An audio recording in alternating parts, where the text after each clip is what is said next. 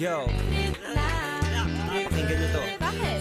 Trip lang. Trip lang. Halika na tara, madali ng talaga. Pangako pagkatapos humihinga ka, padali na tayo maliwanag na kung di ka sasabay maiiwanan ka. Ang isip ay wag na gawin pang dalawa, dahil isa lang ito. Ang gusto lang naman ito ay maging masaya. Para di ka mabato ay iwasan mo ang pananatili sa isang lugar. Ibig ko sabihin ay huwag ka papasakop sa takot, wag ka papasakop. Kapag nangate, di ka matito isipin mo. Kiniban sa lahat ng karanasan mo dito sa mundo bilang tao, gano'n pa rin hindi nagbago. Pinakamasaya